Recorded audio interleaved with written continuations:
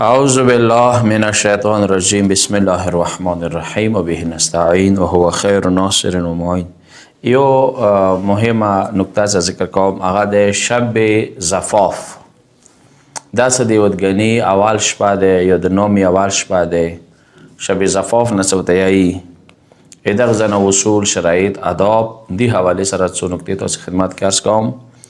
کومه د ودګني یا د نومي کمره ده بهتره ده چې هغه نور نه رڼا نه ډاکه وي، یعنې تیاره نه وي، خوشبودار وي عطر زرعي سره.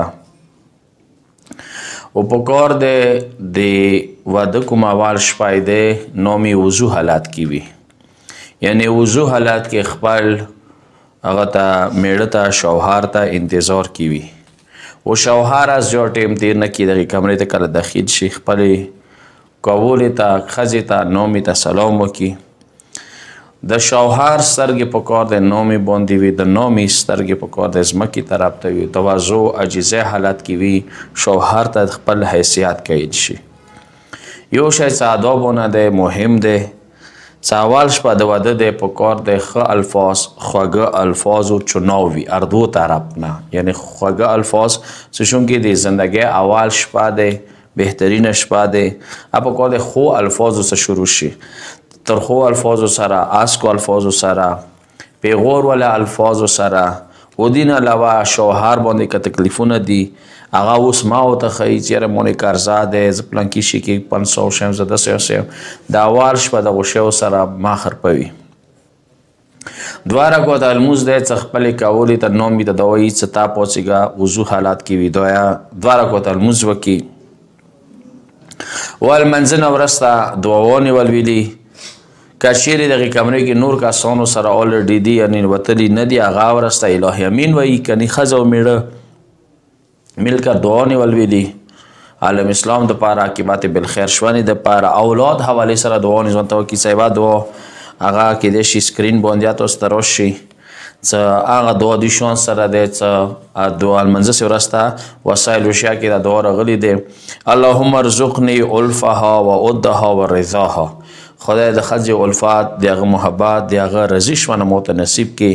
ورضني بها واجمع بیننا باحسن اجتماع و آنس و ائتلاف فانک تحب الحلال و تکره الحرام. خدای مو منځ کې ښکلي اجتماع واچولی کړي، محبت واچولی کړي، الفات واچولی کړي. ویلې تانې حلال ګران دي او حرام در باندې سخت دي. خدای دا هغه دعا مهمه دی چې دا هغو دوو رکعتو لمانځه نه وروسته شو. اوس بیا دا کېږي چې یاره دا څه خلته اوږد دوه رکعتو سیمپل سبیل غونته لمونځ کوي، دا شی دوه رکعته ته وکړه، دوه ښځه وکړي. نهایت انداز څه د اول شپې والا د واده شپې اول شپه چې کومه د زفاف شپه دی، دوه رکعته لمونځ کوم، کور به ته له ښځه اندېښن سره وکړي. البته ویلې شوي دي چې کوشش دا وکړي چې ورځې د واده داسې ترتیب کړي چې جمعې شپه شب زفاف باندې راشي، نو ډېره ښه به وي. یعنې جمعې شپه وي، مغه شپه د شب زفاف د واده اول شپه وګرځېږي.